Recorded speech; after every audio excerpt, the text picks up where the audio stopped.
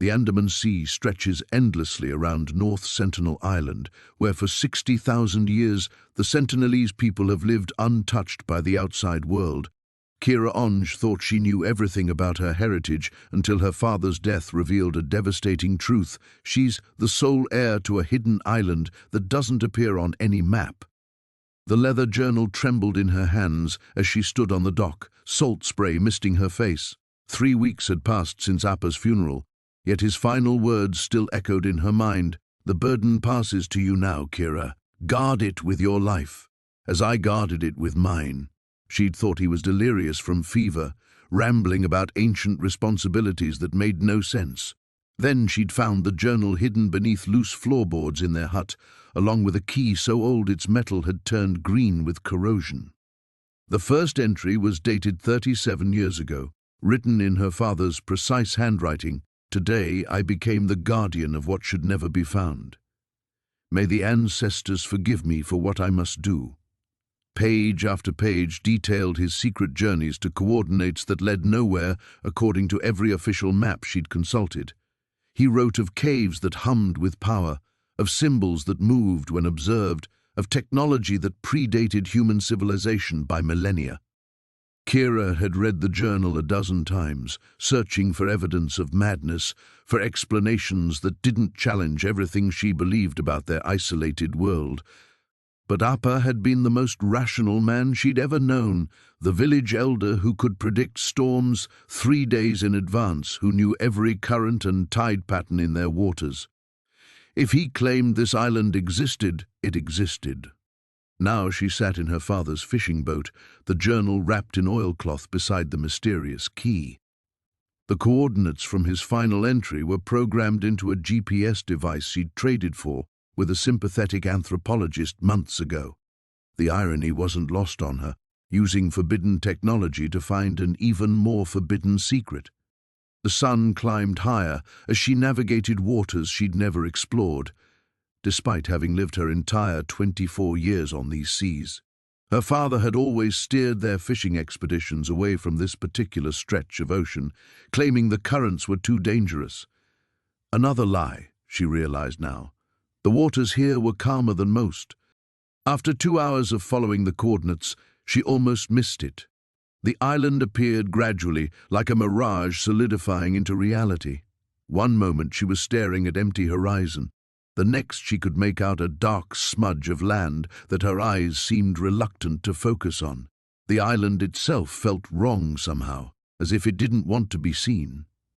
Kira pulled her boat onto a narrow beach of black sand. The island was smaller than North Sentinel, maybe 2 miles across, covered in dense vegetation that moved without wind. She clutched the rusted key and followed a barely visible path that wound inland, her bare feet silent on the strange earth that felt too soft, too warm.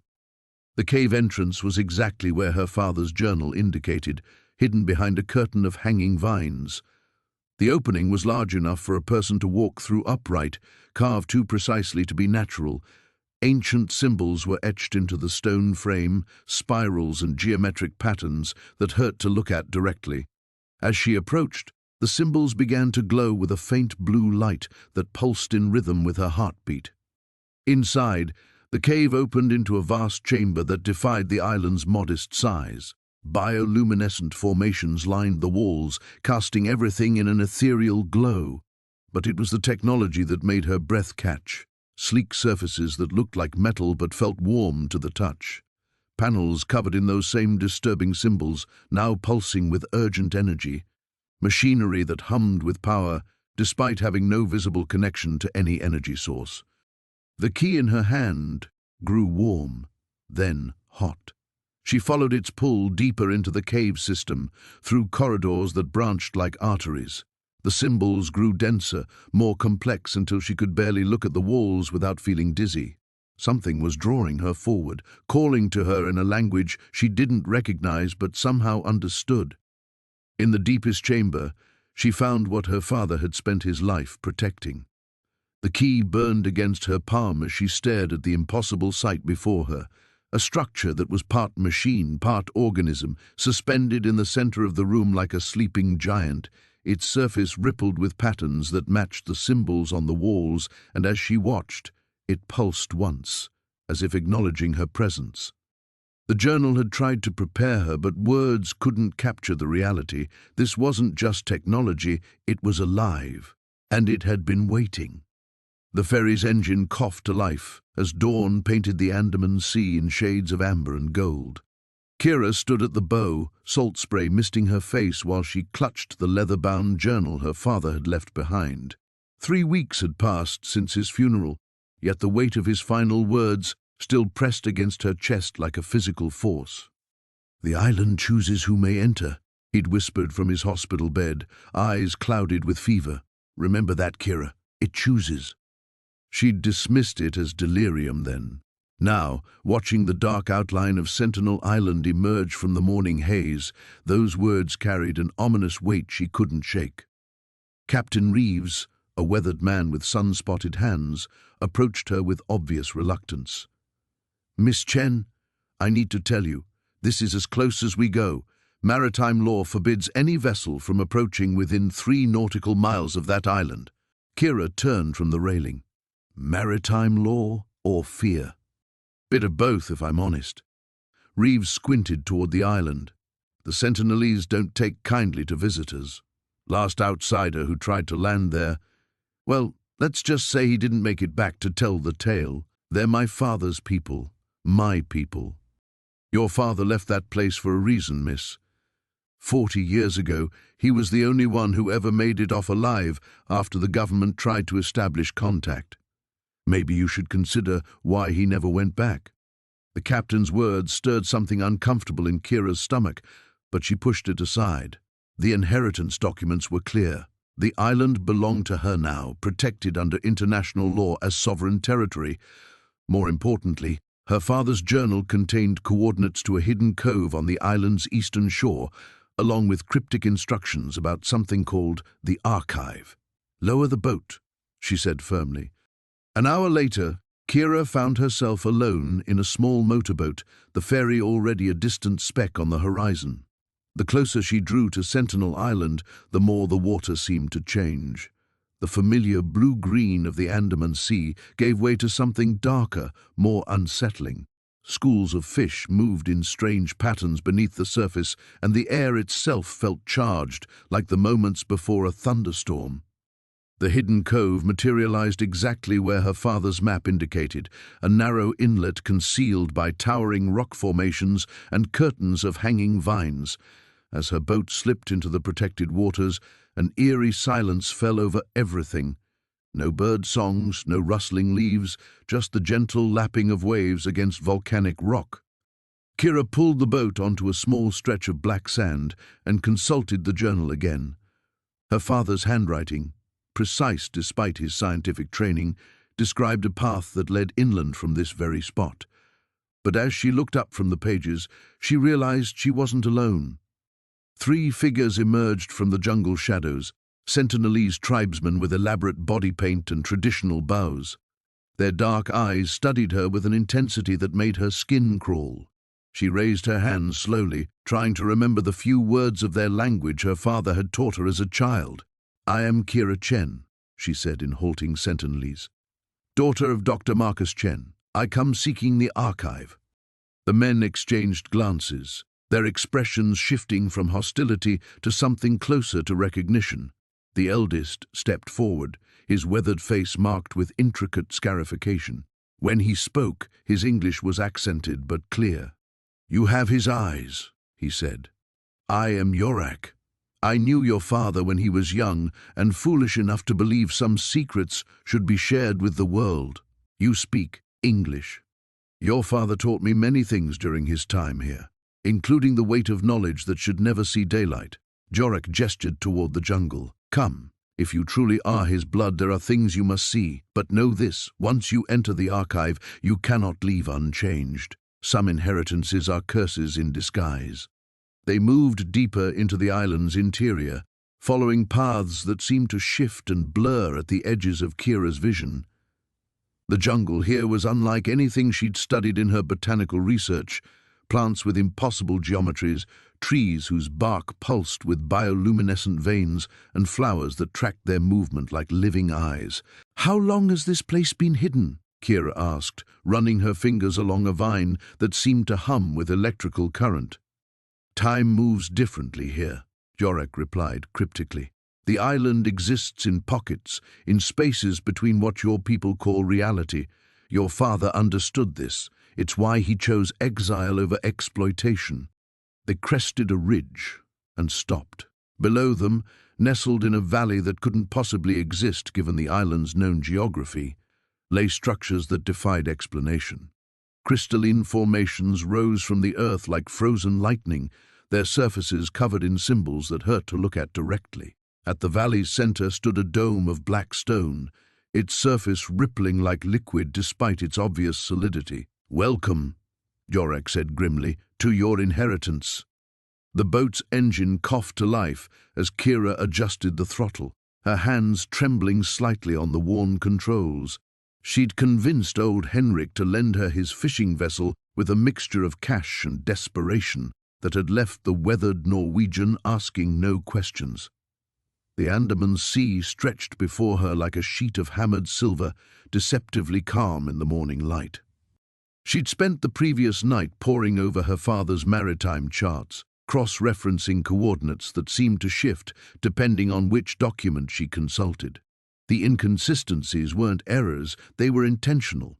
Her father had scattered breadcrumbs across multiple sources, ensuring that only someone with access to all his papers could piece together the true location of Kalapani. The island's name had surfaced in her research like a dark omen. In Hindi, it meant black water, a term once used for the treacherous journey across the seas that would strip a person of their caste, their identity, their very soul. Her father had chosen the name deliberately, she realized, a warning disguised as geography. As the mainland faded into a blue-grey haze behind her, Kira's satellite phone buzzed. The caller ID showed Marcus Chen, her former colleague from the Archaeological Institute in Singapore. She'd worked with him on several Southeast Asian excavations before her father's illness had pulled her away from academia. "Kira? Thank God. I've been trying to reach you for hours." Marcus's voice crackled through the static. "Listen, there are some very serious people asking questions about your father's work, government types. They showed up at the Institute yesterday with credentials that made Dr. Rajan go pale." Her grip tightened on the phone. "What kind of questions?" "Everything. His research sites, his publications, his personal effects. They specifically asked about any islands he might have claimed or inherited. They had lawyers with them, Kira, the kind that make problems disappear." The boat hit a swell, sending spray across the deck. Kira wiped salt from her face, her mind racing. "Did you tell them anything?" "I told them your father was a respected ethnographer who studied isolated communities, nothing more. But Kira," Marcus paused, "one of them showed me a photograph, an aerial shot of an island that doesn't appear on any official maps. They asked if I'd ever seen it before. And I lied. But I recognized it from that paper your father presented at the Mumbai conference 5 years ago.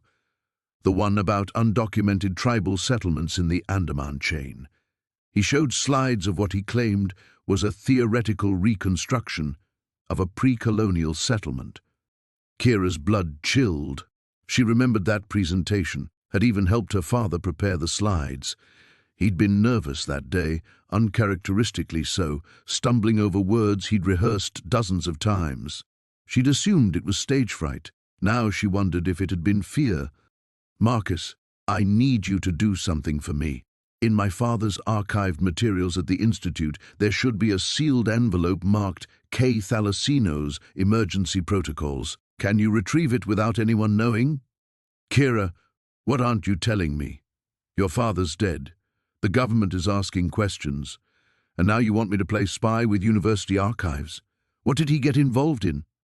Before she could answer, her GPS began beeping insistently.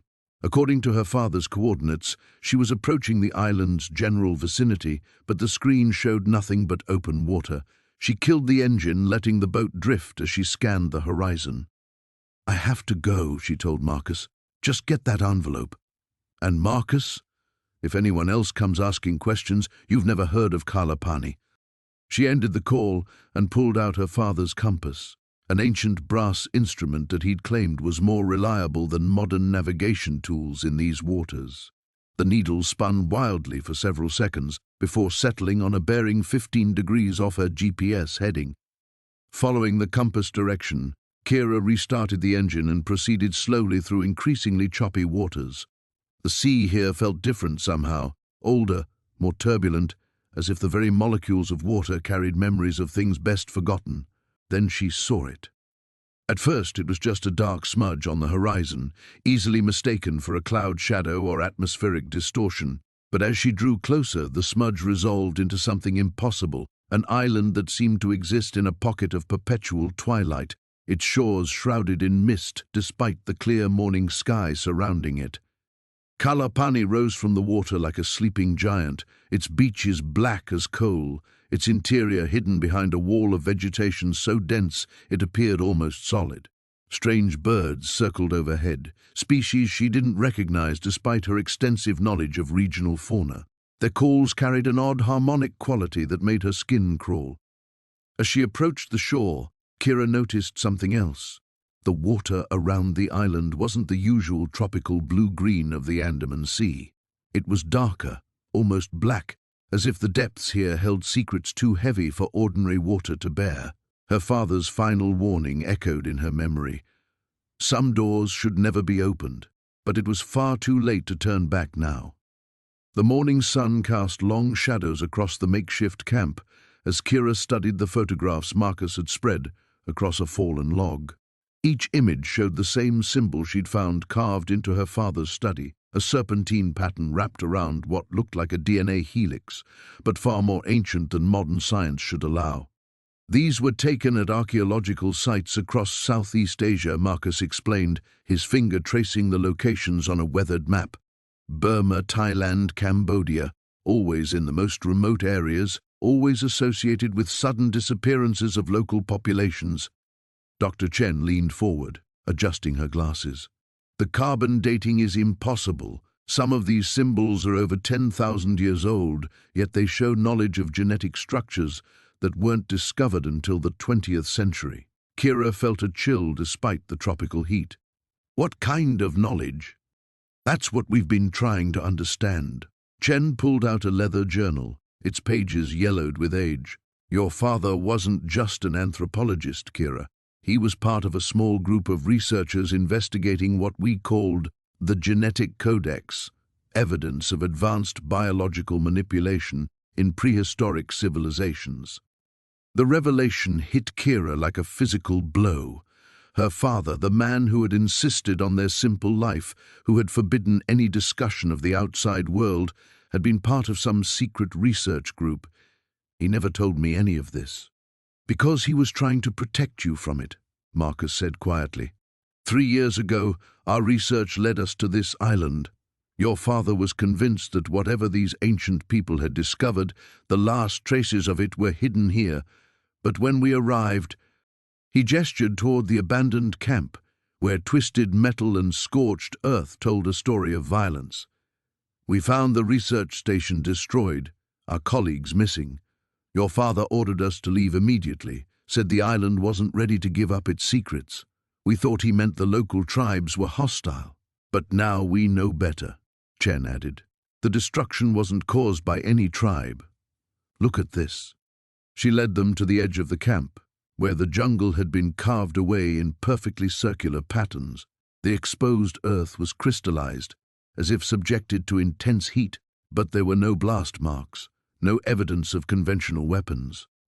Kira knelt beside one of the circles, running her fingers along the smooth glass-like surface.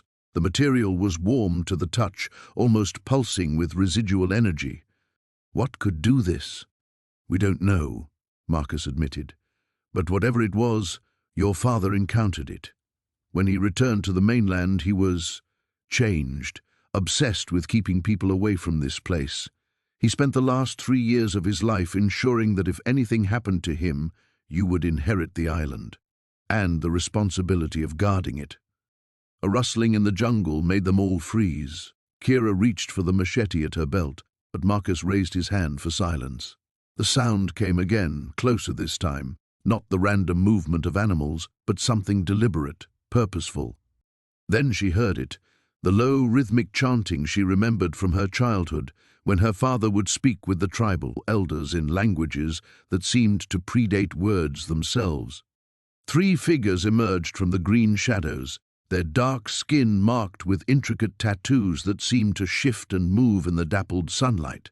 The leader, an elderly woman with silver hair braided with bone and coral, stepped forward and spoke directly to Kira in perfect English. "You should not have brought the outsiders back, daughter of Rajan." Kira's breath caught.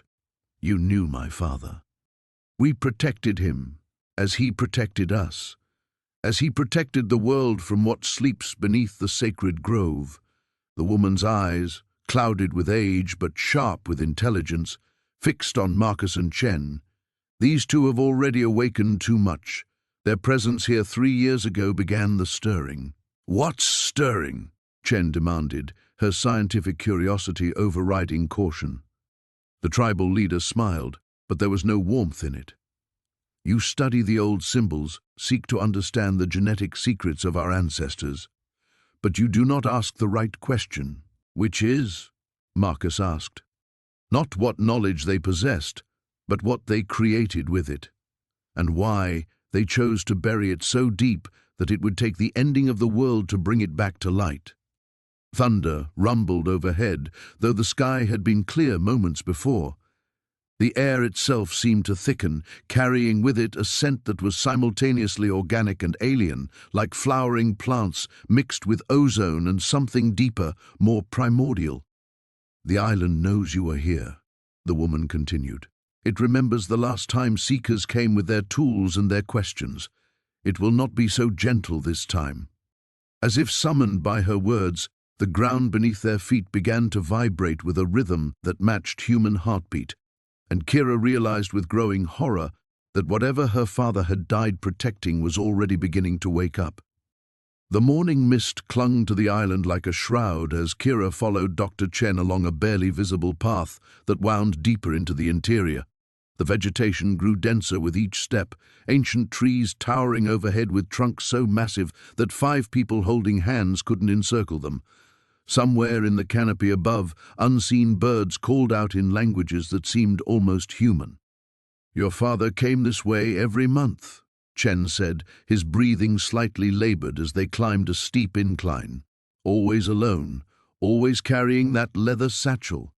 Kira's hand instinctively went to the worn bag slung across her shoulder, the same one she'd found among her father's belongings. Inside were the keys he'd left her, along with documents she still couldn't fully decipher.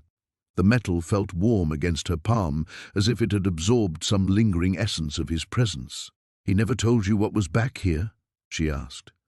Chen shook his head, pausing to catch his breath beside a moss-covered boulder. Samuel was careful with information. He said some knowledge was like fire, useful in the right hands, destructive in the wrong ones. They crested the hill, and Kira gasped. Before them lay a perfectly circular clearing, perhaps 50 meters across, where no vegetation grew. The ground was smooth obsidian, polished to a mirror finish that reflected the morning sky. At the center stood a structure that defied easy categorization, part temple, part laboratory, constructed from the same black stone as the clearing. "What is this place?" Kira whispered. "We call it the observatory," Chen replied, "though I suspect it observes more than just the stars." As they approached the structure, Kira noticed symbols carved into its surface, not the familiar script of her father's people, but something far older. The markings seemed to shift in her peripheral vision, rearranging themselves into patterns that tugged at some deep memory she couldn't quite access. The entrance was sealed by a heavy door bearing an intricate lock mechanism. Kira fumbled with the keys from her father's satchel, her hands trembling slightly. The 3rd key slid home with a soft click, and ancient gears began to turn with surprising smoothness. The door swung open silently on hidden hinges, revealing a corridor that stretched into darkness. Emergency lighting flickered to life as they stepped inside, revealing walls lined with equipment that looked decades ahead of anything Kira had seen in the outside world. Holographic displays materialized in the air, showing incomprehensible data streams and star charts of impossible complexity. "Oh my God," Chen breathed. "He never let any of us inside." They moved deeper into the facility, passing rooms filled with specimens in preservation chambers, astronomical instruments that seemed to blend cutting-edge technology with designs that felt ancient beyond measure. Everything hummed with barely contained energy, as if the entire structure were a single, massive machine, waiting for the right command to spring into action. At the heart of the complex, they found Samuel's office, a modest room dominated by a simple desk and walls covered in handwritten notes, photographs and charts tracking decades of observations. Kira recognized her father's precise handwriting, but the content made her blood run cold. "Convergence patterns increasing," she read aloud from one notation.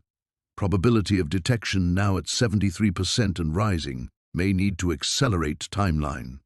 Chen was studying a series of photographs pinned to one wall, aerial shots of various islands, each marked with dates and coordinates.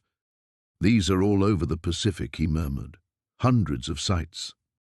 Kira found a thick journal lying open on the desk, its pages filled with her father's observations.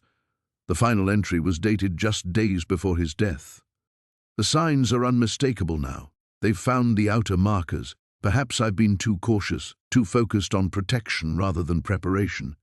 Kira will inherit this burden, but she's stronger than she knows. The blood remembers what the mind forgets. When the time comes, she'll understand why we've guarded the secret for so long. The question is no longer if they'll come, but whether humanity will be ready when they do." A soft chime echoed through the facility, and one of the wall displays flickered to life, showing a real-time satellite feed of the island's surrounding waters. Kira's heart sank as she saw them, 3 black vessels approaching from the north, moving far too fast for conventional boats. "Chen," she said quietly, her voice barely steady. "How many people know about this place?" His face had gone pale as he stared at the display. "Besides us, no one living." The vessels were closer now, and Kira could make out details that made her stomach churn. They weren't boats at all, at least not like any she'd ever seen. They moved without creating wakes, their surfaces seeming to bend light around them in ways that hurt to look at directly. "We need to leave," she said, grabbing the journal and shoving it into her satchel. "Now!" But as they turned toward the exit, another display activated, showing the clearing outside. Figures in dark clothing were already emerging from the forest, surrounding the observatory with military precision. They were trapped. The ancient stone chamber stretched before them like a throat, waiting to swallow them whole. Kira's flashlight beam danced across walls, covered in symbols that seemed to pulse with their own rhythm, as if the very rock remembered the hands that had carved them centuries ago. The air tasted of salt and something else, something metallic that made her teeth ache. "These markings," Dr. Chen whispered, running her fingers along the intricate patterns. "They're not just decorative, they're instructions." Marcus positioned himself near the entrance, his hand resting on the grip of his concealed weapon. "Instructions for what?" Kira moved deeper into the chamber, drawn by an inexplicable pull. The symbols grew more complex as they descended into the heart of the cavern, telling a story she couldn't quite grasp, but somehow felt in her bones. Her father's journal had mentioned this place only in fragments, scattered references to the deep truth and what sleeps beneath. "Look at this." Dr. Chen's voice carried an edge of excitement mixed with dread. She stood before a massive stone door, its surface dominated by a spiral pattern that seemed to move in Kira's peripheral vision. "This seal, it's been opened recently." The realization hit Kira like cold water. "Someone else has been here." "More than someone," Marcus said grimly, examining scratches in the stone floor. "These drag marks suggest heavy equipment. Industrial grade." Kira's mind raced. Who else knew about this place? Her father had died protecting the island's secrets, but perhaps those secrets were already compromised. She pressed her palm against the spiral door, feeling the stone's surprising warmth beneath her fingers. The door responded to her touch with a grinding sound that echoed through the chamber like thunder. Ancient mechanisms clicked and whirred, and slowly, impossibly, the massive stone began to turn. "Kira, wait." Dr. Chen reached out, but it was too late. Beyond the door lay a descending staircase carved from living rock, leading into darkness so complete it seemed solid. But it was the sound that made them all freeze, a rhythmic thrumming that rose from the depths like a massive heartbeat echoing through stone. "We should go back," Marcus said, but his voice lacked conviction. Whatever lay below had already captured them all. Kira descended first, each step taking her further from the world she knew. The walls here bore no symbols, only smooth stone that gleamed with an oily iridescence. The thrumming grew stronger, vibrating through the soles of her feet and up into her chest until her own heartbeat began to synchronize with the ancient rhythm. "My God," Dr. Chen breathed behind her. The staircase ended at another chamber, this one vast beyond measure. Their flashlights could barely penetrate the darkness, but what they revealed defied explanation. Massive cylindrical structures rose from the floor like sleeping giants, their surfaces covered in a web of what looked like crystalline veins. The thrumming emanated from these towers, each one pulsing with faint bioluminescent light. "They're not stone," Dr. Chen said, approaching one of the structures with scientific fascination overriding her fear. "This is some kind of organic matrix. The cellular structure is unlike anything in the fossil record." Kira felt drawn to the center of the chamber, where the largest tower stood. As she approached, the thrumming intensified, and the crystalline veins began to glow brighter. Images flashed through her mind, not her own memories, but something older. She saw the island as it once was, teeming with life that had never existed anywhere else on Earth. She saw her ancestors not as primitive islanders, but as guardians of something magnificent and terrible. "The genetic samples Dr. Reeves was collecting," she said, the pieces falling into place. "He wasn't studying our tribe's immunity to disease. He was looking for something specific." "A key," Dr. Chen whispered, understanding dawning in her voice. "Your bloodline isn't just connected to this island culturally, it's connected biologically." Marcus's voice cut through their revelations like a blade. "We're not alone." Footsteps echoed from the staircase above, multiple sets, moving with military precision. Lights began to dance across the entrance to the chamber, and voices carried down to them, too distant to understand, but unmistakably urgent. "Corporate security," Marcus hissed. "They've been tracking us." Kira pressed her hand against the central tower, and the response was immediate. The entire chamber erupted in light as every crystalline vein blazed to life. The thrumming became a roar, and she could feel something vast stirring in the depths below. Something that had been waiting centuries for her touch. The voices above became shouts of alarm. Whatever was happening, their pursuers could sense it too. "There has to be another way out," Kira said, her hand still pressed against the warm surface of the tower. Knowledge flowed into her mind like water through cracked earth. The true history of the island, her father's desperate mission, and the terrifying purpose of the structures surrounding them. She finally understood what they were guarding and why some secrets should remain buried. The question now was whether they could escape before those secrets destroyed them all. The phosphorescent glow beneath the water pulsed like a heartbeat as Kira descended into the flooded chamber. Her diving light cut through the luminescent blue-green haze, revealing carved stone walls that disappeared into the depths below. The water was surprisingly warm, and she could feel a subtle current flowing toward the back of the cavern. 20 feet down, the narrow passage opened into a vast underwater cathedral. Kira's breath caught in her throat, sending a stream of bubbles toward the surface. The walls were covered in the same intricate carvings she'd seen above, but these were different, more complex, almost alive in the shifting light. Geometric patterns intertwined with organic forms that seemed to writhe and pulse with their own energy. She checked her air gauge, 15 minutes maximum. Moving deeper into the chamber, Her light revealed something that made her question everything she thought she knew about her father's island.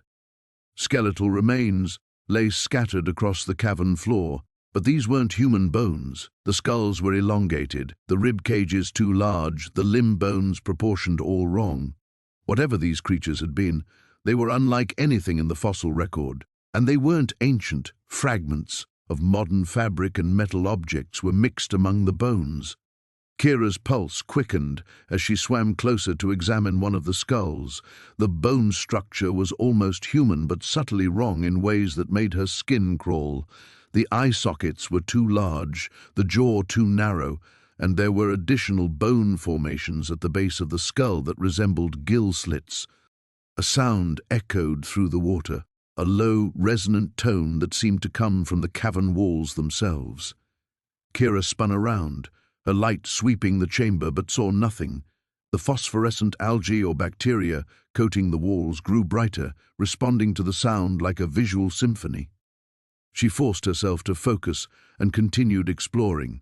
At the far end of the chamber, partially buried in sediment, she found what appeared to be a metal container. As she brushed away the accumulated debris, she realized it was a waterproof case, modern, expensive, and bearing her father's initials. Inside the case, protected by multiple layers of plastic, were dozens of photographs, research notes, and what appeared to be tissue samples preserved in small vials. Kira's hands trembled as she examined the photographs. They showed the same strange skeletal remains she'd found, but some pictures captured something else entirely, living specimens.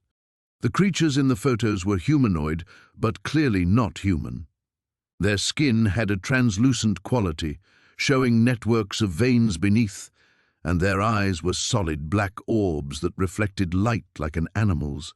Most disturbing were the photographs showing these beings interacting with human researchers, including several clear shots of her father. A research journal wrapped in waterproof material contained her father's handwriting, documenting decades of contact with what he called the Deep Ones. According to his notes, they were an ancient species that had evolved in the deepest parts of the ocean, developing intelligence parallel to but separate from humanity.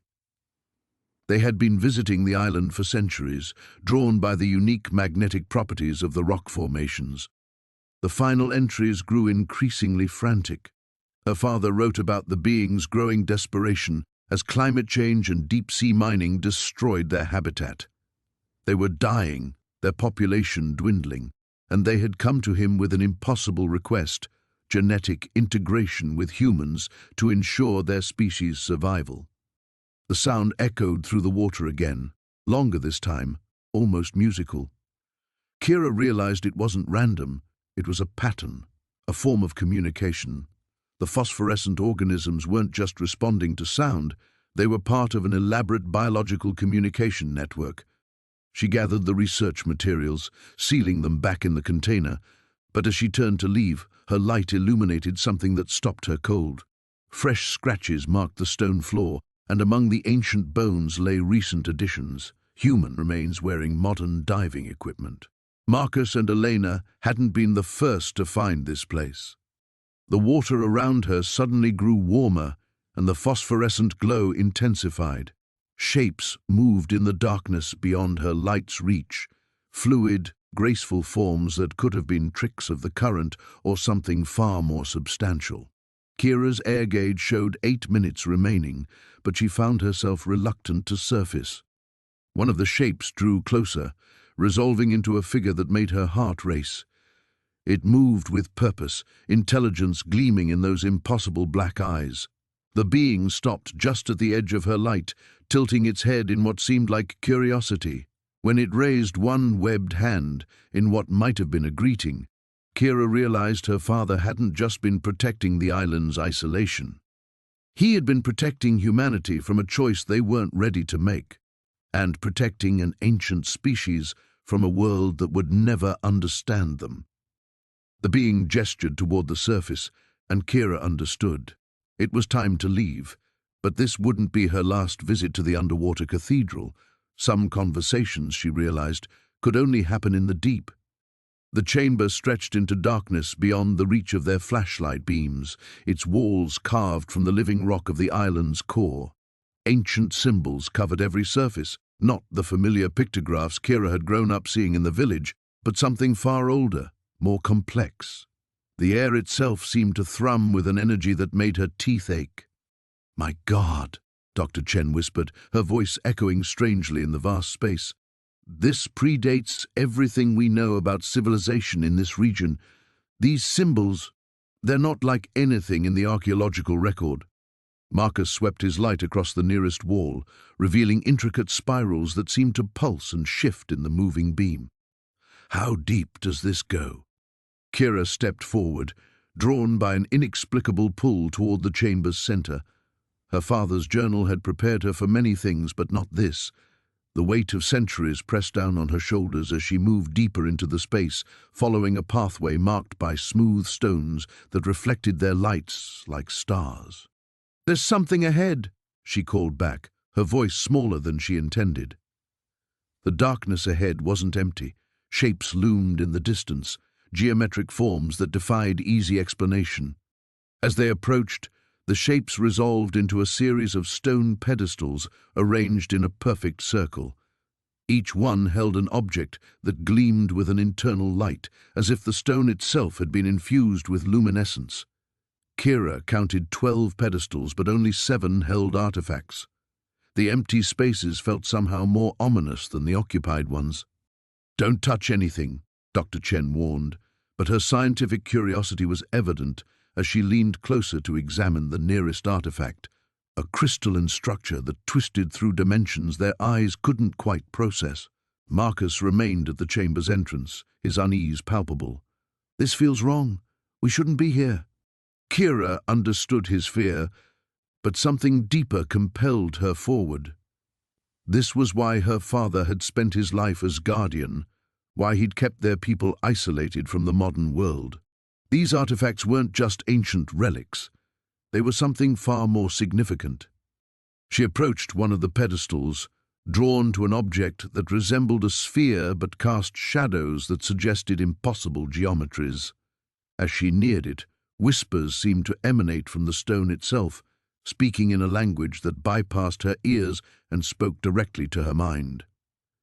Images flashed before her eyes, vast cities that had never been built, technologies that shouldn't exist, knowledge that could reshape the foundation of human understanding. "Kira, step away from that," Dr. Chen's voice cut through the whispers. "The electromagnetic readings here are off the charts. We don't know what kind of radiation these objects might be producing." But Kira couldn't step away. The sphere pulsed with increasing intensity as she approached, and suddenly she understood why 5 of the pedestals stood empty. These weren't just artifacts, they were keys, and someone had already taken nearly half of them. "They're not all here," she said, turning to face the others. "Someone's been here before us." Marcus cursed under his breath. "The military expedition your father mentioned in his journal. They must have—" A sound echoed through the chamber, footsteps, measured and deliberate, coming from another entrance they hadn't seen. Kira spun toward the sound, her heart hammering as 3 figures emerged from the shadows at the chamber's far end. The man in the lead was tall and angular, wearing military fatigues that bore no identifying marks. Behind him walked 2 others, a woman with pale skin and calculating eyes, and a heavy-set man whose hands rested casually on the grip of a holstered weapon. "Dr. Nakamura, I presume," the lead man said, his voice carrying easily across the vast space. "Though I suppose it's Ms. Nakamura now. I'm Colonel Harrison. We've been waiting for you to arrive." Kira's blood turned to ice. "You're the ones who killed my father." Harrison's expression didn't change.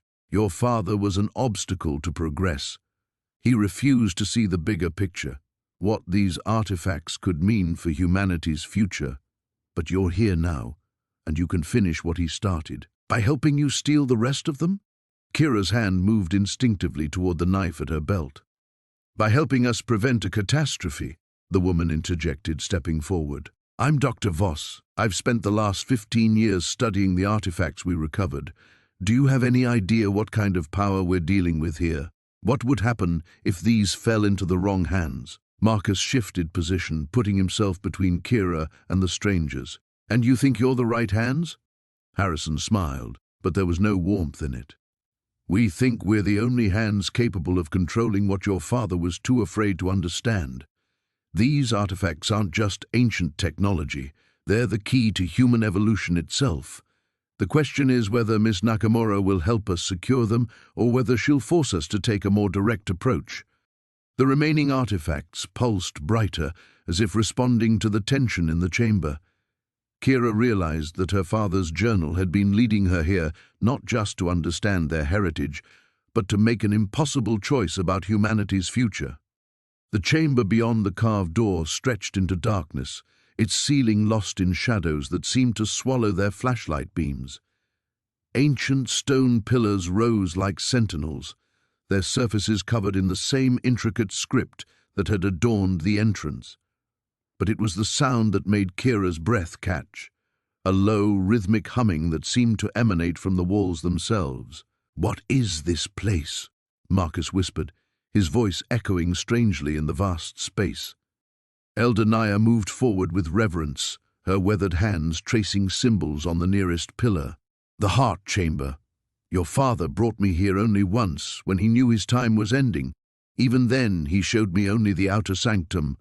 Dr. Chen swept her flashlight across the floor, revealing a path of polished stones that led deeper into the chamber. Each stone bore a different symbol, creating a trail that disappeared into the darkness ahead. These markings, they're not like anything in the archaeological record.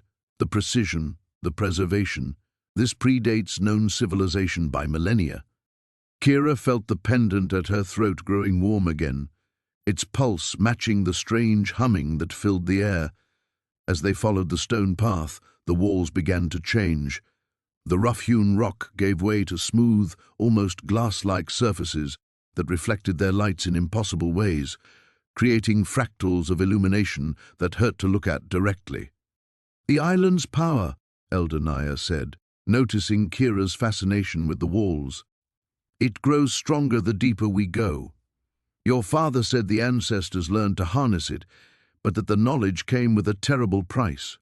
They reached a circular platform at the chamber's center, surrounded by 7 towering columns arranged in a perfect heptagon. Each column pulsed with a faint bioluminescence, the light traveling up and down their lengths like slow heartbeats. In the center of the platform sat an obsidian pedestal, its surface carved with spiraling patterns that seemed to move in their peripheral vision. Marcus pulled out his scanner, but the device immediately began sparking and emitting error sounds. "The electromagnetic readings are off the charts. Whatever's generating this energy, it's beyond anything we understand." Dr. Chen circled the platform, documenting everything with her camera, though the photos came out strangely distorted. "Look at the precision of these carvings, the mathematical complexity.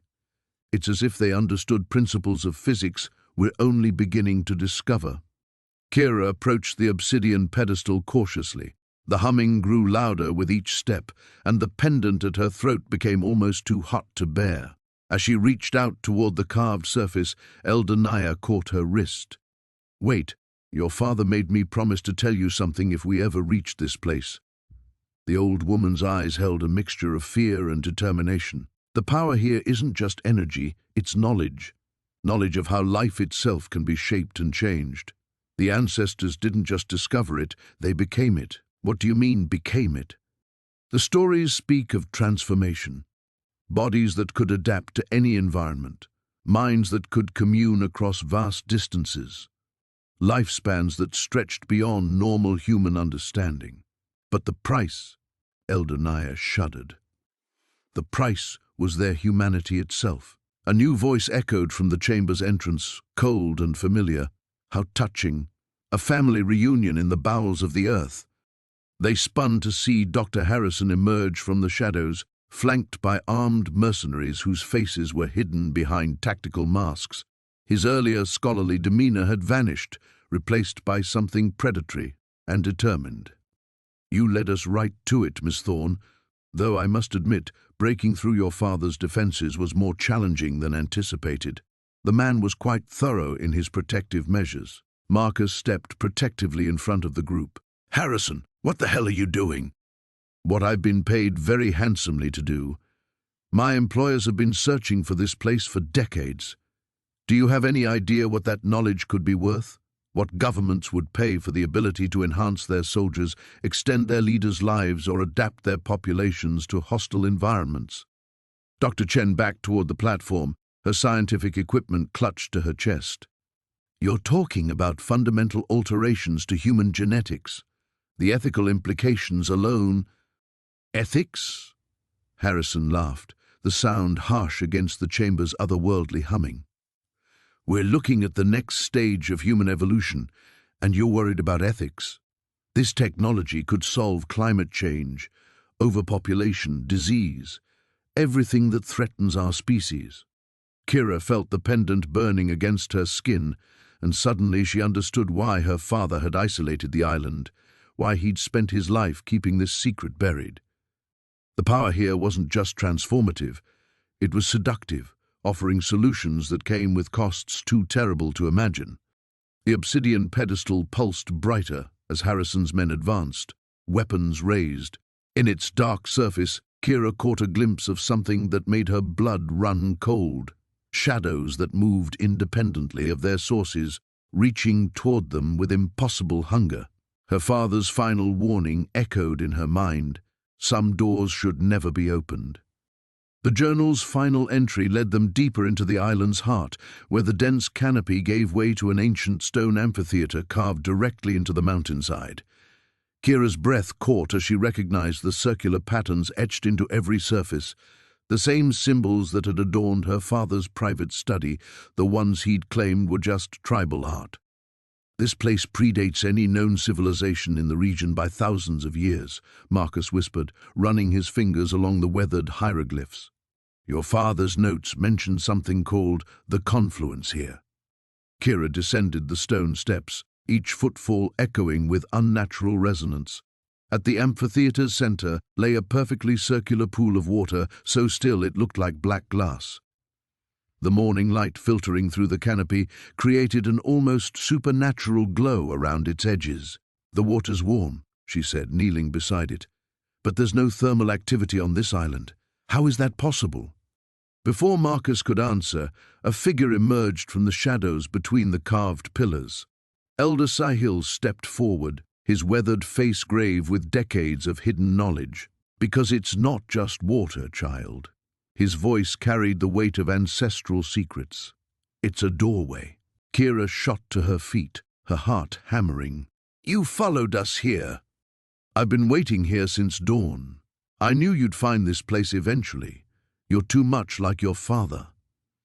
Sahil's eyes held a mixture of pride and deep sorrow. "He stood exactly where you're standing when I first brought him here 30 years ago." Marcus stepped protectively closer to Kira. "What kind of doorway?" Sahil gestured toward the pool. "Watch." He picked up a smooth stone and dropped it into the center. Instead of ripples, the water's surface shimmered like liquid mercury, and for a brief moment, images flashed across it. Vast underwater cities, beings that moved with impossible grace through coral forests, technologies that seemed to blend organic and mechanical in ways that defied understanding. "The confluence connects our world to theirs," Sahil explained. "An ancient treaty keeps the boundary intact, but it requires constant guardianship.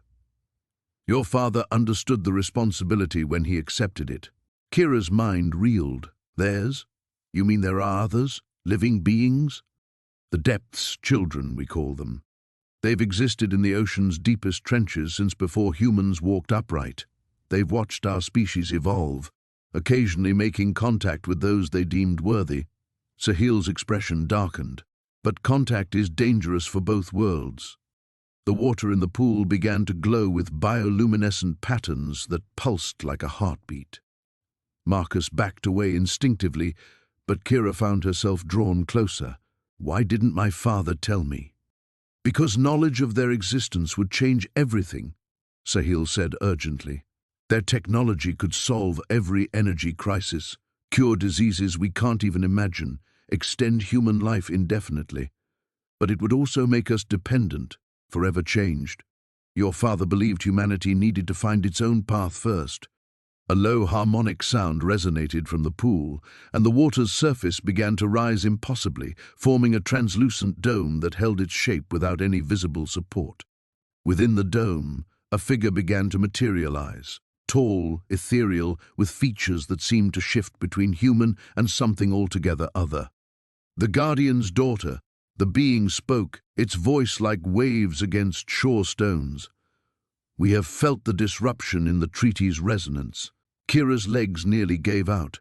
She was face to face with a creature from another world, and it knew who she was. My father's dead, she managed. I don't understand what I'm supposed to do. The choice is yours to make, as it was his. The being's form solidified slightly, revealing eyes like deep ocean currents. Accept the guardianship and maintain the separation between our peoples, or step aside and let the confluence open fully. What happens if it opens?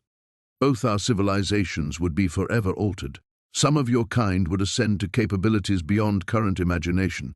Others would lose themselves entirely in the transformation. The ocean itself would become a different realm. Marcus grabbed Kira's arm. This is insane. We should leave, now. But Kira couldn't move. The weight of her father's secret life pressed down on her. All those mysterious trips, the isolated upbringing, the way he'd always looked at the ocean with such profound sadness. How long do I have to decide? The next full moon brings the highest tidal forces, Sahil answered. 3 days. After that, the confluence will respond to the astronomical alignment, whether there's a guardian or not. The being in the water dome began to fade. Consider carefully, Guardian's daughter. Some knowledge, once released, can never be contained again. As the dome collapsed back into ordinary water, Kira realized she held the future of 2 species in her hands. The emergency beacon's red light pulsed against the cavern walls like a heartbeat counting down to disaster. Kira's hands trembled as she stared at the device, knowing that somewhere above, satellites were already triangulating their position. The years of carefully maintained isolation were crumbling with each electronic pulse. How long before they arrive? Marcus asked, his voice tight with controlled panic. Elder Tawan consulted his weathered chronometer, a relic from his time in the outside world. 12 hours, perhaps less if they dispatch from the naval base at Port Blair. Kira felt the weight of generations pressing down on her shoulders. Every guardian before her had faced threats, but none had dealt with failure on this scale. The thought of government officials, scientists and military personnel swarming over their sacred island made her stomach churn. We need to evacuate the village, she said. But even as the words left her mouth, she knew how impossible that sounded. Move everyone to the far side of the island until when?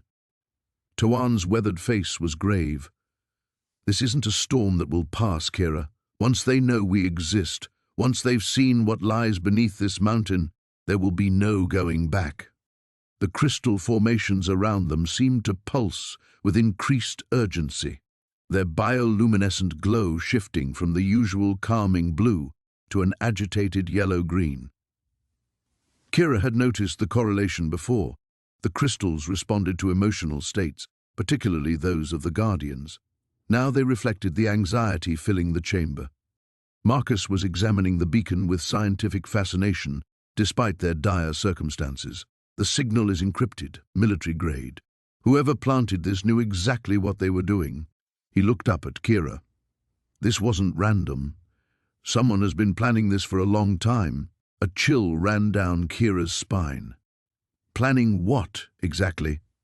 To expose this place, to force your hand. Marcus's expression was grim. Think about it. The timing, the placement. This beacon was activated after we entered the restricted areas.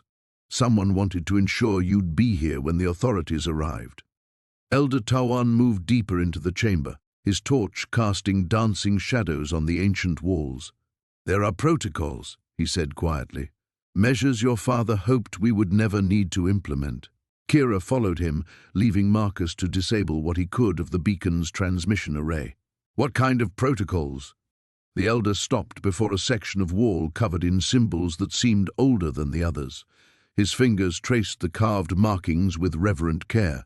Your father called it the final sanctuary protocol. If the island could no longer remain hidden, if the outside world discovered our existence, there was a way to relocate the most critical elements. Relocate? Kira's voice echoed in the vast space. You mean abandon the island? Not abandon. Protect what matters most. Tawan's hand pressed against a specific symbol, and a section of the wall began to slide away with a grinding sound that spoke of mechanisms unused for decades. Your father and I explored these passages when we were young men. They lead to natural caves that extend far beneath the ocean floor. Some connect to underwater caverns that surface on uninhabited atolls hundreds of kilometers away. The opening revealed a tunnel that sloped downward into darkness so complete it seemed solid. A musty breeze carried the scent of deep earth and something else, something that reminded Kira of the ocean but older, more primal. The most sensitive artifacts, the core crystal formations that power everything else, they can be moved, Tawan continued. It would take time, perhaps years, but the essence of what we protect could survive even if the island itself falls to outsiders. Marcus appeared beside them, wiping his hands on his shirt. I've damaged the beacon's amplification array, but the basic signal is still transmitting. We've bought maybe an hour or two, nothing more. Kira stared into the tunnel, feeling the pull of destiny dragging her toward impossible choices. To flee into the depths meant abandoning the village, the people who had trusted her family for generations. But to stay meant watching everything her ancestors had protected fall into the hands of those who would exploit it. There's something else, she said, the realization hitting her like a physical blow. If someone planted that beacon, if they knew exactly when and where to place it, then they know about the underground chambers. They might know about these escape routes too. The implications hung in the air like smoke from a funeral pyre. Whoever had orchestrated this wasn't simply trying to expose the island's existence. They were forcing the Guardians into a trap with no clear escape route. A distant rumble echoed from somewhere far above, too regular to be thunder, too powerful to be anything natural. The sound of helicopter rotors carried on the wind. They're early, Marcus breathed. Elder Tawan gripped his torch tighter, knuckles white against the weathered wood. Then we have no more time for planning, Kira. You must choose now, fight or flee. Standing at the threshold between her heritage and an uncertain future, Kira realized that some decisions could only be made with the heart, not the mind. The crystalline formations pulsed with an otherworldly luminescence as Kira descended deeper into the cavern system beneath the island. Each step echoed against walls that seemed to breathe with ancient energy, their surfaces covered in symbols that predated any known civilization. Dr. Chen's flashlight beam danced across the hieroglyphs, revealing patterns that made her archaeological training seem woefully inadequate. These markings, Chen whispered, her voice tight with wonder and fear. They're not just decorative, they're warnings. Behind them, Marcus kept his weapon drawn, though what good bullets would do against whatever lay ahead remained questionable. The security specialist had maintained his professional composure, but Kira could see the tension in his shoulders, the way his eyes darted to every shadow. The tunnel opened into a vast chamber that defied the island's modest surface area. Bioluminescent veins threaded through the ceiling like a neural network, casting an ethereal blue-green glow over everything. At the chamber's center stood a structure that shouldn't exist, a perfect dodecahedron of black metal floating 3 feet above a pool of water so still it resembled polished obsidian. My God, Chen breathed. It's beautiful. Kira felt her father's journal burning against her chest where she'd tucked it beneath her shirt. His final entries had led them here, through passages he'd mapped decades ago but never shared with anyone, not even her mother. The weight of his deception still stung, but understanding was beginning to dawn. The artifact, for that's what this clearly was, hummed with barely contained energy. As they approached, symbols began appearing along its surface, cycling through configurations that hurt to look at directly. Kira found herself drawn forward despite every instinct screaming danger. "Don't touch it," Marcus warned, but his voice sounded distant, muffled. She paused at the water's edge. The pool reflected not the ceiling above, but a star field that belonged to no earthly sky. Constellations wheeled in impossible geometries, and she realized with growing horror that the water wasn't reflecting, it was showing. A window to somewhere else, somewhere that had been watching them in return. "The Sentinelese weren't the first inhabitants," she said, pieces of the puzzle finally clicking together. "They were the guardians. My father wasn't protecting the tribe from the outside world. He was protecting the outside world from this." Chen's equipment began registering readings that pushed every scale into the red. "The electromagnetic signature is off the charts. This thing is actively communicating with something." The communication array they'd discovered in her father's hidden laboratory suddenly made terrible sense. He hadn't been calling for help or reporting to some government agency. He'd been monitoring transmissions from this device, ensuring its alien whispers didn't spread beyond the island's borders. A new sound joined the artifact's humming, footsteps echoing from the tunnel behind them. Marcus spun, raising his weapon as figures emerged from the shadows. Elder Makoa led a procession of Sentinelese warriors, their painted faces grim in the artifact's light. "You should not have come here, daughter of Thomas," Makoa said, his usual warmth replaced by stern authority. "Some knowledge carries too great a price."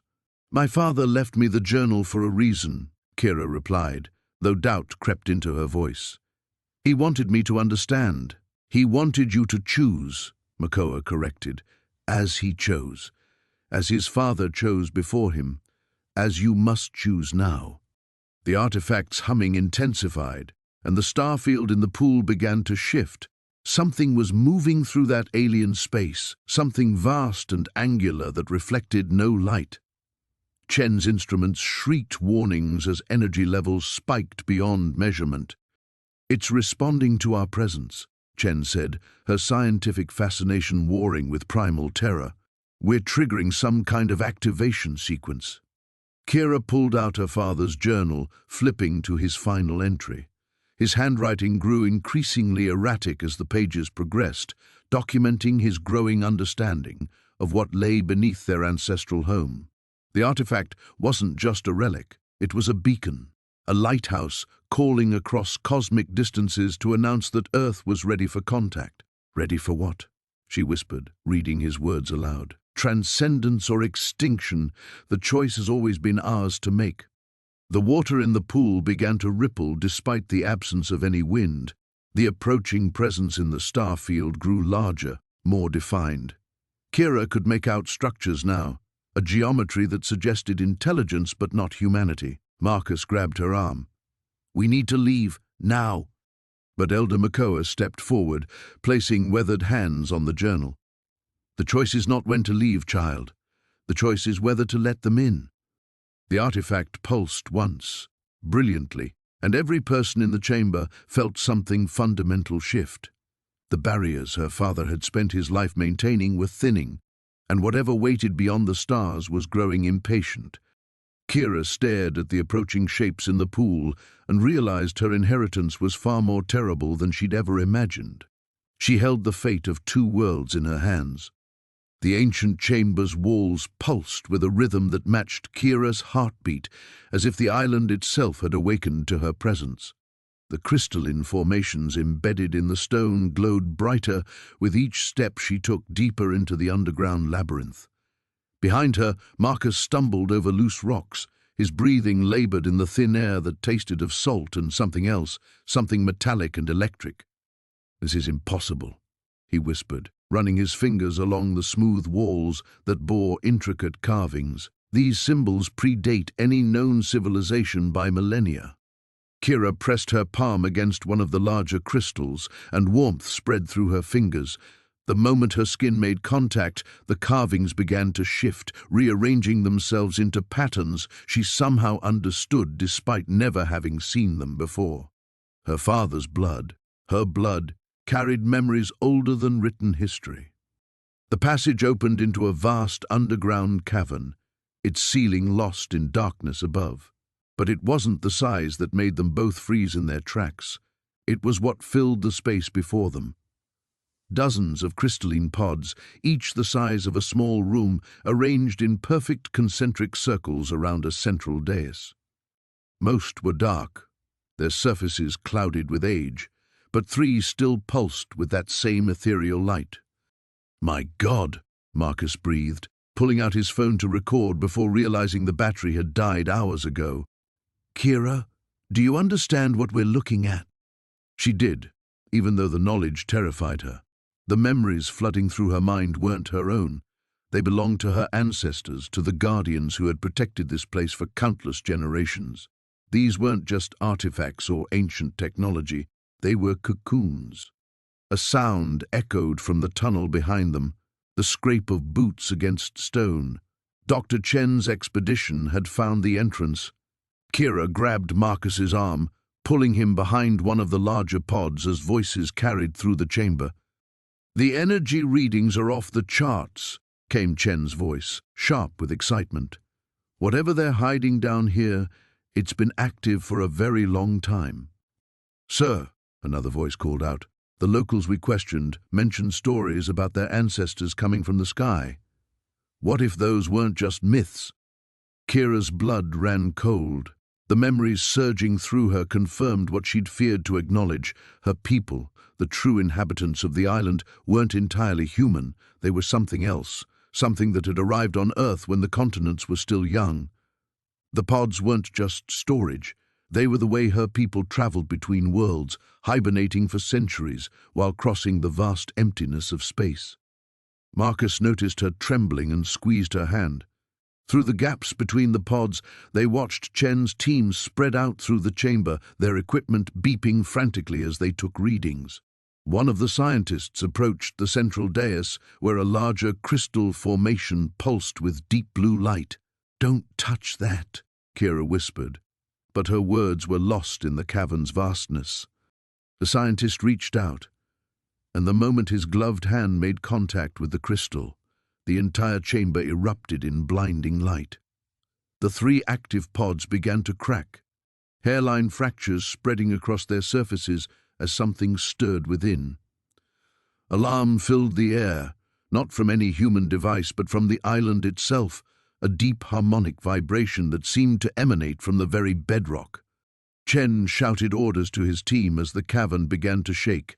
Ancient mechanisms, dormant for millennia, sparked to life throughout the chamber. The carvings on the walls blazed with symbols that told a story of exile, of a faction of beings who had been cast out from their home among the stars and forced to make Earth their prison. "We need to get out of here," Marcus urged, but Kira remained frozen, transfixed by the pods that were now glowing like small suns.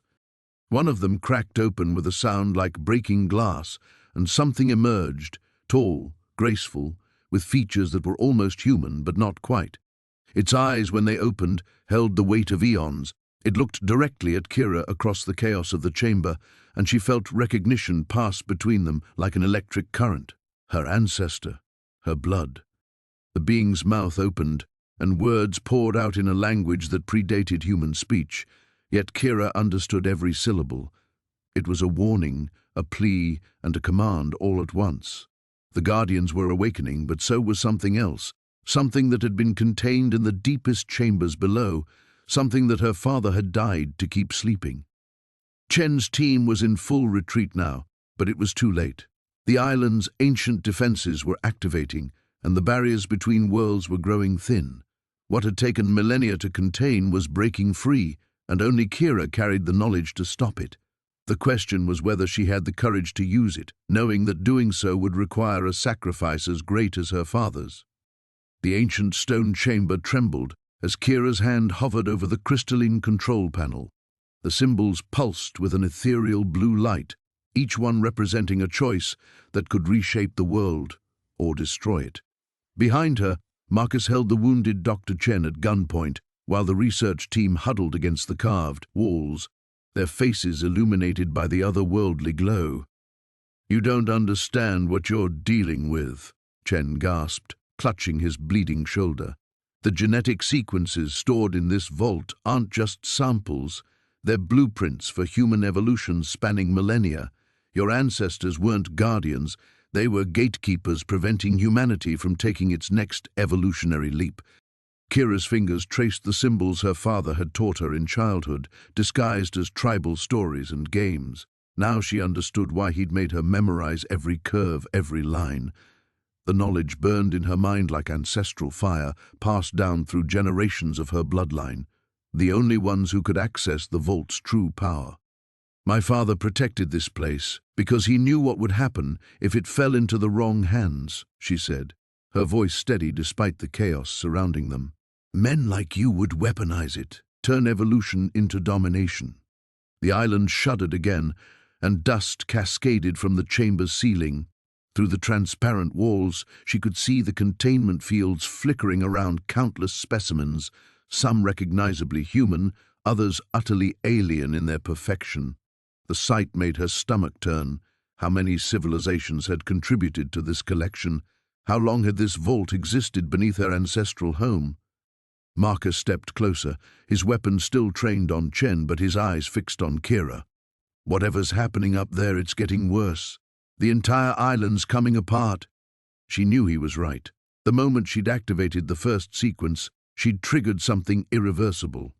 The island's carefully maintained equilibrium was collapsing, and with it, the barriers that had kept this knowledge hidden from the world.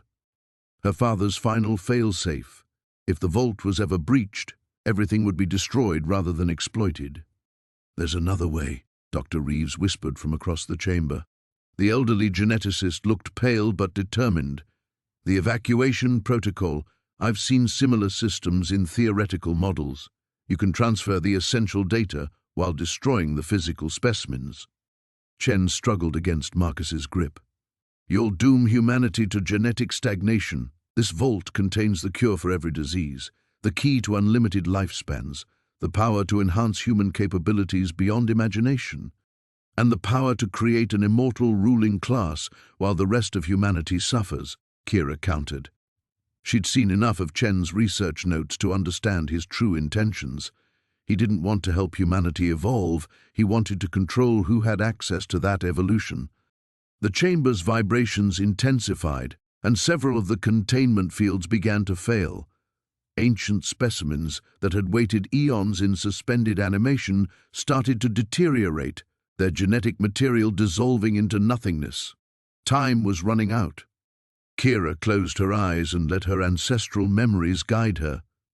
Her great-grandmother's voice echoed in her mind, telling stories of the sky people who came from the stars, bringing gifts too dangerous for mortals to possess.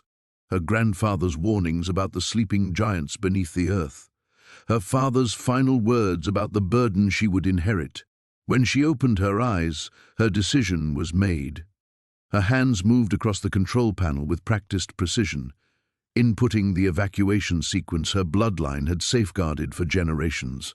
The vault systems responded immediately, beginning the process of digitizing and encrypting the genetic data while simultaneously preparing to destroy the physical samples. "What are you doing?" Chen screamed, lunging forward despite his wounds. Marcus intercepted him, but the distraction allowed one of Chen's remaining security personnel to break cover. The man raised his weapon toward Kira, but Dr. Reeves threw herself in front of the shot. She crumpled to the floor, blood spreading across the ancient stone. The chamber erupted in chaos as the island's death throes intensified. Massive cracks appeared in the walls, and seawater began to seep through the barriers that had protected the vault for millennia. The containment fields collapsed in cascading failure, and thousands of years of preserved genetic material began to dissolve into primordial soup. But Kira's work continued. Her fingers flew across the control panel as the evacuation protocol reached its final stages. The essential data, carefully filtered through safeguards her ancestors had built into the system, transferred to a crystalline storage device no larger than her palm. Not the raw power Chen had sought, but the knowledge humanity would need when it was truly ready to evolve responsibly. As the last transfer completed, she grabbed the crystal and turned to face the others. The chamber was flooding rapidly now, and their only exit was beginning to collapse. "Move!" Marcus shouted, supporting the wounded Dr. Reeves while the surviving team members scrambled toward the tunnel they'd entered through. Behind them, the vault that had guarded humanity's genetic destiny for countless ages finally surrendered to the sea, taking its dangerous secrets with it into the depths where they belonged. The ancient chamber beneath the island's heart pulsed with an otherworldly energy that made Kira's skin crawl. The crystalline formations embedded in the walls cast an eerie blue-green glow across the cavern, illuminating symbols that seemed to shift and writhe when she wasn't looking directly at them. Her father's journal trembled in her hands as she read the final entries, each word more terrifying than the last. "The genetic modification isn't random," she whispered to Marcus, who stood frozen beside the central pedestal. "It's selective, targeted." The pedestal held what her father had died protecting, a sphere of impossible geometry that hurt to perceive directly, its surface reflecting not light, but something deeper. Around it, the remains of Dr. Chen's expedition lay scattered, their bodies twisted into configurations that defied anatomy. They had been changed, evolved beyond recognition in their final moments. Marcus pressed his back against the chamber wall, his face pale in the alien light. "Kira, we need to leave, now." But she couldn't move. The journal's final entry, written in her father's increasingly erratic handwriting, described the truth that had driven him to exile their tribe from the mainland forever. The sphere wasn't just a relic, it was a seed, a catalyst designed to accelerate human evolution at a rate that would tear apart the very fabric of what it meant to be human. "He knew this would happen," she said, her voice echoing strangely in the crystalline space. "My father knew someone would eventually find this place. That's why he prepared me." The sound of footsteps echoed from the tunnel behind them. Voss and his remaining team had found the entrance. Their voices carried down the ancient passages, cold and determined. They had come too far to leave empty-handed. "There's another way out," Marcus said urgently, pointing to a narrow fissure in the far wall that seemed to exhale cold air. "We can take the sphere and—" "No." Kira's voice was firm. "Don't you understand? My father spent his entire life making sure this stayed buried. He turned our people into guardians, into living barriers between this and the world." The sphere pulsed, and for a moment Kira felt something brush against her consciousness. Images flooded her mind, cities transforming overnight, human beings shedding their limitations like chrysalises, reality itself bending under the weight of accelerated evolution. It was beautiful and terrible, a future that promised transcendence at the cost of everything familiar. "But imagine what we could become," she breathed, stepping closer to the pedestal despite herself. The sphere's influence was intoxicating, offering glimpses of possibilities that made her current existence seem small and meaningless. Marcus grabbed her arm. "Kira, listen to yourself. This thing is affecting your judgment." The footsteps were getting closer. Voss's voice boomed through the chamber entrance. "Dr. Thorne, I know you're in there. There's no need for this to end badly." Kira looked at the sphere, then at her father's journal, then at the twisted remains of Chen's team. 3 generations of her family had dedicated their lives to keeping this secret. Her grandmother had spoken of the deep sleep that protected the world from nightmares. Her father had chosen isolation and exile. Now the choice was hers. "The island's defenses," she said suddenly. "The geological instabilities, the electromagnetic anomalies, they're not natural. They're part of a containment system." She flipped through the journal's earlier pages, finding her father's crude diagrams of the island's structure. The entire landmass was designed as a prison, with the chamber at its heart. But the system was failing, weakened by decades of seismic activity and her father's death. "If we destabilize the primary supports," she said, pointing to key structural points marked in the diagrams, the entire chamber would collapse. The sphere would be buried under tons of rock and seawater. "And us with it," Marcus said grimly. Voss appeared in the tunnel entrance, his weapon drawn but lowered. Behind him, two surviving members of his team flanked the opening. "Step away from the artifact, Dr. Thorne. You don't understand what you're dealing with." "I understand perfectly," Kira said, backing toward the pedestal. "The question is whether I have the courage to do what my father couldn't." The sphere pulsed brighter, responding to her proximity. The crystalline formations in the walls began to resonate, creating a harmonic that seemed to come from the earth itself. Cracks appeared in the chamber's ceiling, and dust rained down like ancient snow. "The containment system is failing anyway," she realized. "The island is dying. Soon the sphere will be exposed to the ocean currents, and from there, it would reach every corner of the world." The choice wasn't between preservation and discovery. It was between controlled destruction and inevitable catastrophe. Kira reached for the sphere, her fingers hovering inches from its impossible surface. One touch would change everything, transform her into something beyond human comprehension. Another choice would honor her father's sacrifice and ensure this power remained buried forever. The chamber shook violently as the island's death throes began in earnest. The ancient chamber's walls seemed to pulse with an otherworldly energy as Kira stood before the crystalline structure that had haunted her dreams for weeks. The artifact, if it could even be called that, rose from the stone floor like a frozen flame, its surface rippling with patterns that hurt to look at directly. Each pulse sent vibrations through the bedrock, a heartbeat that had been waiting beneath the island for millennia. "Your father spent 30 years trying to understand it," Elena whispered, her voice barely audible over the humming resonance. "The last of the true guardians, fighting to keep this buried while the rest of us grew impatient." Kira's fingers trembled as she approached the crystal. The closer she came, the stronger the pull became, not physical, but something deeper, as if every cell in her body recognized this thing as both salvation and destruction. The tribal markings on her arms, inherited from her father's bloodline, began to glow with the same ethereal light emanating from the structure. "What does it do?" she asked, though part of her already knew the answer would change everything. Marcus stepped forward from the shadows, his weathered face grave. "It's a genetic catalyst, the culmination of a science so advanced it might as well be magic. Your ancestors didn't just discover it, they were chosen by it." The revelation hit Kira like a physical blow. The stories her father had told her about their people's origins, about why they had to remain isolated, about the sacred duty passed down through generations. They weren't myths, they were warnings. "The early experiments were promising," Elena continued, her eyes fixed on the crystal's hypnotic dance of light. "Accelerated healing, enhanced cognitive function, immunity to most diseases.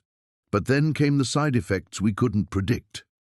Kira thought of her father's final words, his desperate plea for her to protect the island. She understood now why he had seemed so tormented, why he had aged prematurely despite the remarkable health of their people. The weight of this knowledge had been killing him slowly. "The transformation isn't just physical," Marcus said. "It rewrites the fundamental structure of human consciousness. Those who undergo the process, they're no longer entirely human. They become something new, something that views baseline humanity the way we might view insects." The chamber shuddered as another pulse emanated from the crystal, stronger this time. Dust cascaded from the ceiling, and somewhere in the distance, Kira could hear the sound of breaking stone. The island itself was responding to their presence, to the awakening of something that had slumbered for too long. "The organization I work for, they've been hunting for this since the 1940s, Elena said. "They believe controlled evolution is humanity's only path forward, that we're facing extinction without intervention." She paused, studying Kira's face. "They're not entirely wrong." Kira felt the weight of impossible choices settling on her shoulders. In the crystal's reflection, she could see fractured images of potential futures, cities transformed, humanity ascending to something beyond current understanding, but also the possibility of a species divided, of those deemed unworthy being left behind, or eliminated entirely. My father refused to let this happen, she said, her voice growing stronger. He saw what it would cost. Your father was afraid, Marcus replied. But fear isn't always wisdom. The climate is collapsing, resources are dwindling, and humanity is racing toward conflicts that could end civilization. This could save our species. The sound of approaching footsteps echoed from the tunnel behind them. Elena tensed, her hand moving to the weapon at her side. They found us. My team, or worse, the faction that wants to weaponize this technology. Kira pressed her palm against the crystal's surface, gasping as images flooded her mind. She saw her ancestors, the original guardians, making the choice to bury this power rather than use it. She felt their anguish, their understanding that some gifts were too dangerous to accept, no matter how desperately they might be needed. But she also saw the alternatives, the slow death of a world too damaged to sustain human life, the wars that would come as resources disappeared, the suffering of billions who would never have a chance to choose their own fate. The footsteps grew louder, accompanied by voices and the metallic sounds of equipment. Armed figures appeared at the tunnel entrance, their faces hidden behind tactical gear. Behind them came Dr. Vance, Elena's superior, his eyes bright with anticipation. "Step away from the catalyst, Dr. Thorne," he commanded, his voice amplified by the chamber's acoustics. "You've done excellent work leading us here, but this is beyond your clearance level." Elena raised her weapon, positioning herself between Vance and the crystal. "This wasn't the agreement. We were supposed to study it, not activate it." "Plans change," Vance replied coldly. "Humanity is out of time for cautious study." Kira felt the crystal's energy building beneath her palm, responding to her emotional turmoil. The tribal markings on her skin blazed brighter, and she realized with growing terror that the choice might no longer be hers to make. The artifact was awakening, and with it, the power to reshape the very essence of human existence. The ancient chamber trembled as Kira's hand hovered over the crystalline core that pulsed with otherworldly light. Around her, the walls depicted the true history of her people, not just guardians of an island, but protectors of something that had fallen from the stars millennia ago. "You don't understand what you're about to unleash," Dr. Voss said, his voice echoing in the sacred space. Blood trickled from the corner of his mouth where Malik had struck him, but his eyes burned with desperate intensity. "Your father spent his life ensuring this remained hidden." Kira turned to face him, the crystal's glow casting eerie shadows across her face. "My father spent his life lying to me. To everyone." She gestured at the hieroglyphic walls. "This isn't just some artifact, is it? It's alive."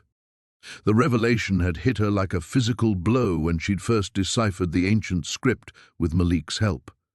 The island wasn't protecting a thing, it was protecting a being, something that had crashed into Earth's oceans before recorded history, something that had tried to communicate with early humans through dreams and visions. "It tried to help us once," Malik said quietly, his weathered hands tracing the carved symbols. "Gave knowledge to our ancestors, medicine, astronomy, agriculture. But humanity wasn't ready. They feared what they couldn't understand, so they imprisoned it," Kira whispered, understanding flooding through her. "Used its own technology against it." The crystal pulsed brighter, as if responding to their conversation. Through its translucent surface, shapes moved, not quite physical but undeniably present, waiting. Dr. Voss struggled against the bonds Malik had fashioned from temple vines. "The consortium didn't send me here for money or power, Kira. They sent me because they know what's coming. Climate change, resource depletion, wars over water and food. Humanity is running out of time. And you think this justifies theft? Murder?" Kira's voice hardened as she thought of the researchers who had died, the tribal elders who had been threatened. "I think it justifies survival," Voss snapped. "That being could solve our energy crisis, cure diseases, give us technologies we can't even imagine. Your father was selfish keeping it locked away." Malik stepped between them, his presence calm but immovable. "My brother wasn't selfish, he was wise. The last time this being tried to help, humans used its gifts to wage war. Iron weapons, advanced mathematics for siege engines, medical knowledge turned into biological warfare. The chamber's air grew thick, charged with an energy that made Kira's skin tingle. The crystal was growing brighter, its inner movements more agitated. Somehow, she could feel its consciousness pressing against the edges of her mind, ancient, patient, but unmistakably aware. It's been listening, she realized aloud. All these years it's been watching us through the island's network, learning. Then it knows we've changed, Voss said desperately. We're not the primitive warriors who imprisoned it. We have ethics now, international laws, global cooperation. We have nuclear weapons. Kira cut him off. We're destroying our planet faster than any civilization in history.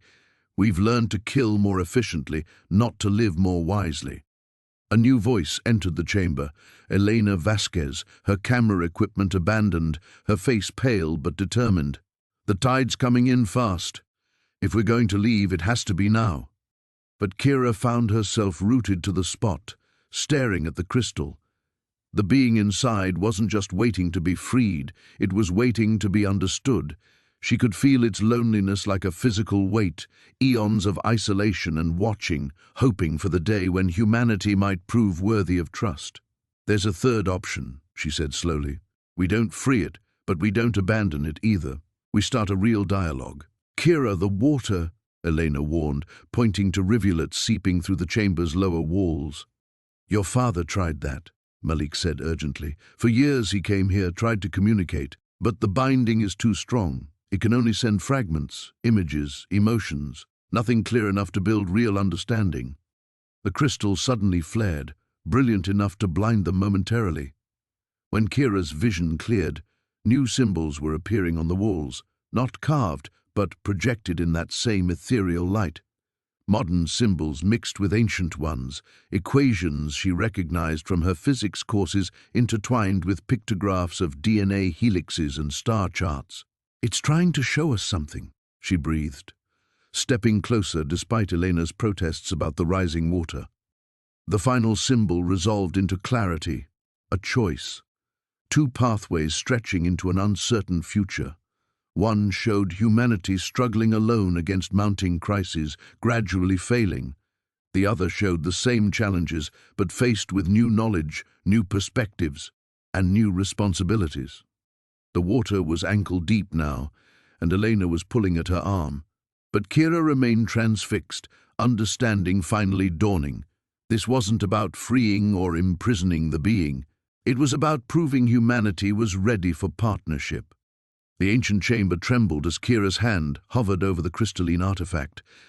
The symbols carved into the walls pulsed with an ethereal blue light, responding to her proximity.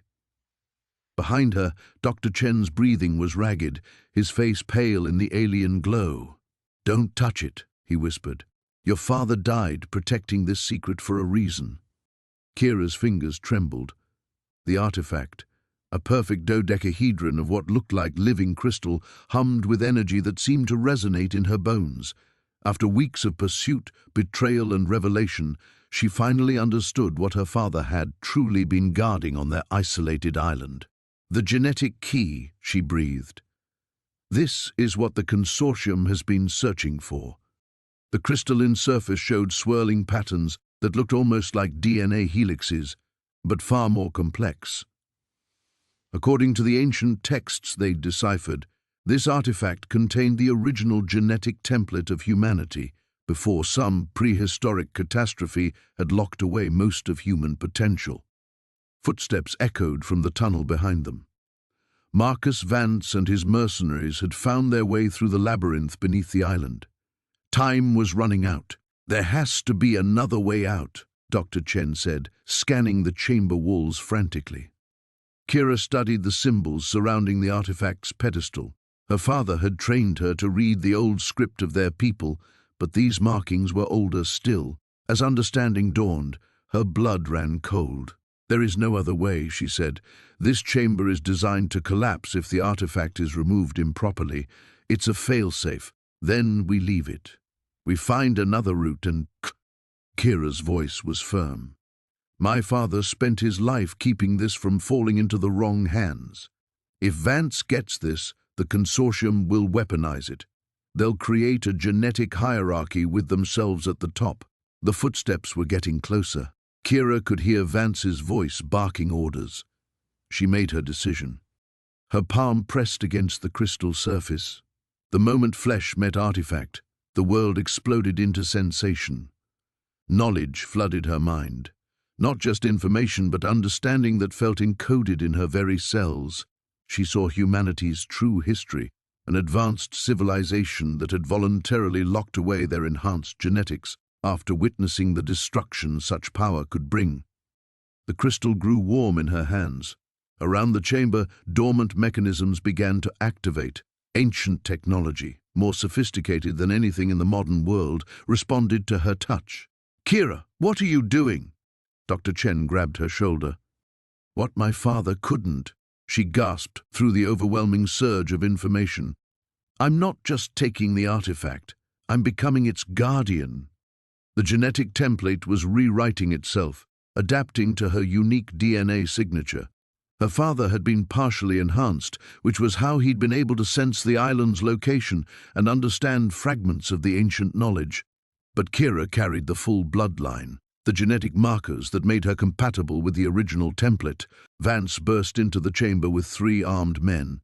"Step away from the artifact, Miss Thorne." Kira turned to face him. The crystal now fused to her palm like it had grown there.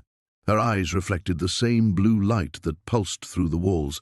"It's too late, Vance. The artifact has chosen its guardian." "Kill her," Vance snarled. The mercenaries raised their weapons, but before they could fire, Kira moved. The enhanced genetics flooding her system had awakened capabilities that felt both foreign and deeply natural. She crossed the chamber in a blur, disarming the first mercenary with movements that seemed to flow like water. Dr. Chen stared in amazement as Kira, enhanced beyond normal human limits, neutralized the remaining threats with an efficiency that was beautiful and terrifying. Vance pulled his sidearm, aiming directly at her heart. "Enhanced or not, you're still mortal." The shot echoed through the chamber, but Kira had already moved, the crystal's power giving her reflexes that bordered on prescience. She caught Vance's wrist, applying pressure until he dropped the gun. "The knowledge stays protected," she said, "but not hidden. Humanity will evolve naturally when they're ready."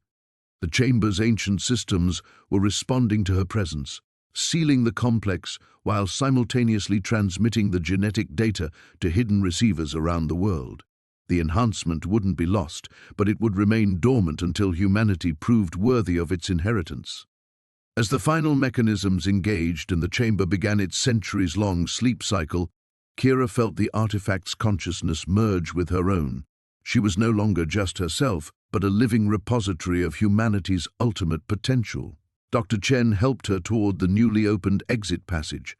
"What happens now?" Kira smiled, feeling the weight of guardianship settle around her like a familiar cloak. "Now we go home, and we wait for the world to catch up." Behind them, the Forbidden Island's greatest secret resumed its patient vigil, protected by a guardian who finally understood her father's sacrifice.